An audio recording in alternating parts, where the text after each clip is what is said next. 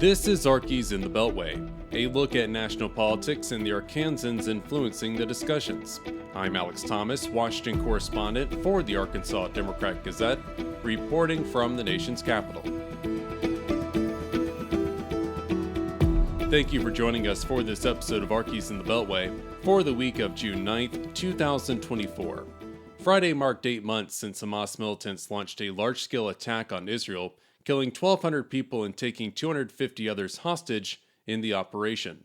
As the Israel-Hamas war continues, family members of 8 American hostages have not wavered in pushing leaders to take any actions necessary to get their loved ones back.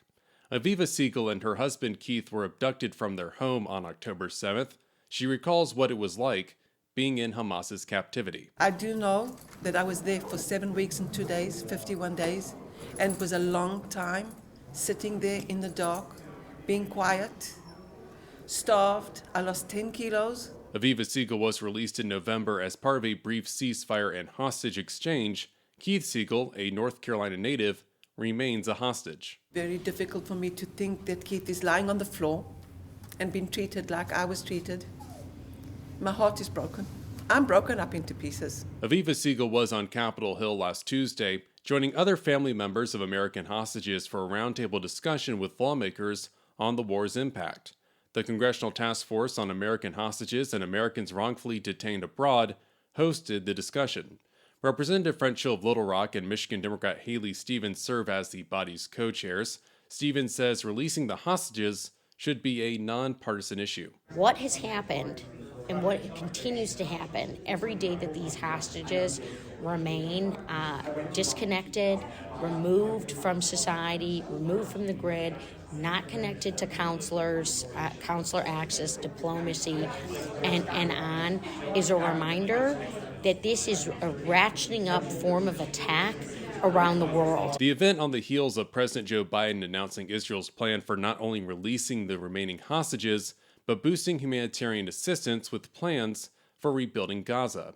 Hill noting the arrangement is similar to Hamas's previous proposals. Leah Silvert's aunt and uncle, Judy Weinstein and Gadi Hagi, died on October 7th.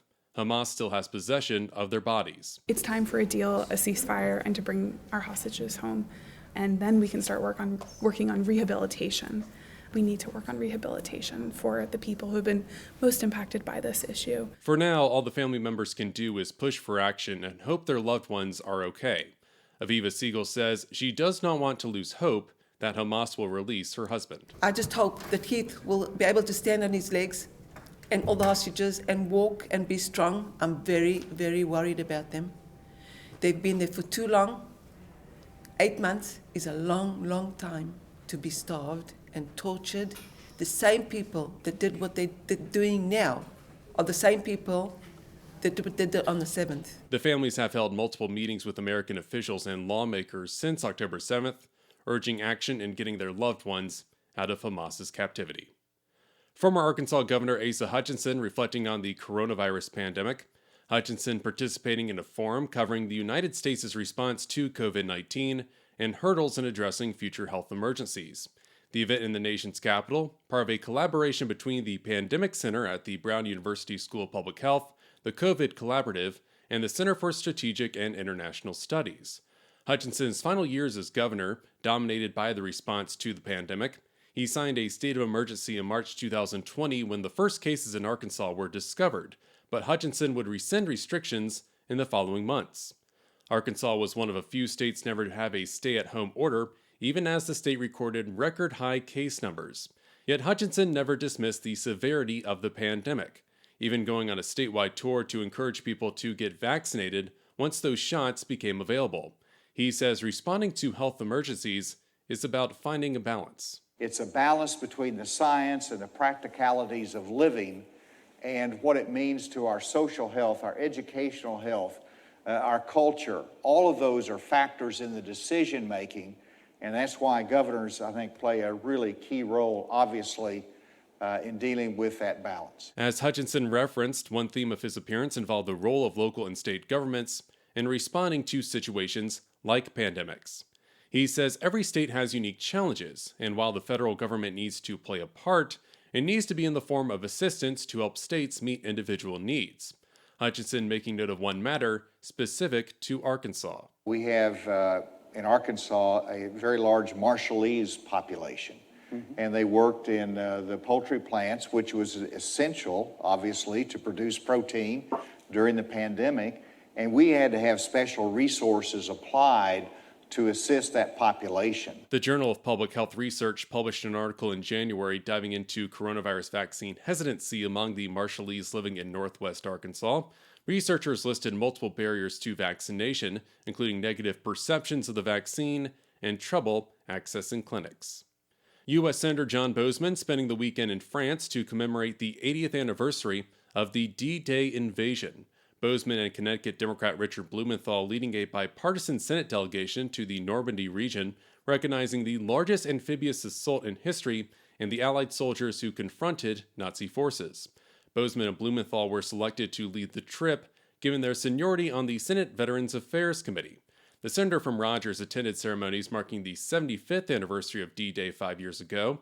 He says the trip is an honor for all parties involved. You look at the beach and you imagine, wave after wave of young Americans coming, onto the land in such a difficult situation. When I'm confronted with these things, I always remember these were ordinary people that did extraordinary things. Senators also using the trip to meet with diplomatic and military leadership stationed in Europe. The House of Representatives making progress on an honor recognizing country music icon Johnny Cash. The chamber last Monday passed a resolution to dedicate the Kingsland Post Office in Cash's name. Representative Bruce Westerman of Hot Springs introduced the bill in January. Arkansas's 3 other House members are sponsoring the legislation. Johnny Cash's music has touched the hearts of millions, transcending generations and genres. Many people know and are fans of Johnny Cash, but some do not know he was born in South Arkansas, a place that holds a significant part of his story. Cash was born in Kingsland in February 1932, although his family moved to Mississippi County 3 years later. But Cash never forgot his roots in South Arkansas.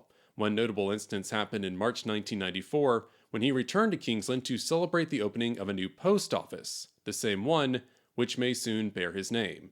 Westerman speaking on the House floor. With nearly 3,000 people in attendance, Johnny and his family performed the song, "Will the Circle Be Unbroken?" Johnny closed by saying, "This has probably been the best day of my life. I love you and I love Kingsland." This incredible piece of history underscores the importance of honoring his connection to Arkansas. Congress has the authority to dedicate postal facilities through legislative action. According to the U.S. Postal Service, 980 dedication bills have been signed into law since 1967. State Senator Ben Gilmore brought the idea to Westerman's attention following a suggestion by Wayne Cash, one of Johnny Cash's cousins. Gilmore says it may not be the most important thing Congress does this year, but the honor would mean a tremendous amount to the Cash family and residents of Cleveland County. When you're naming, a building after someone, it needs to be someone who deserves that recognition and someone who's, had a huge impact. The bill as a statue of Johnny Cash is set to be installed at the U.S. Capitol in the fall, that statue replacing one honoring James Clark, a former governor and U.S. senator who fought for upholding white supremacy. Officials are looking at dates in September for holding a public unveiling on Capitol Hill. And that'll do it for this edition of Arkies in the Beltway for the week of June 9th, 2024. You can stay up to date with all news involving Arkansas at arkansasonline.com. You can get in touch with me on social media. My handle is @AlexHouseThomas. Special thanks to the team down in Little Rock. I'm Alex Thomas, and this has been Arkies in the Beltway. Thanks for listening.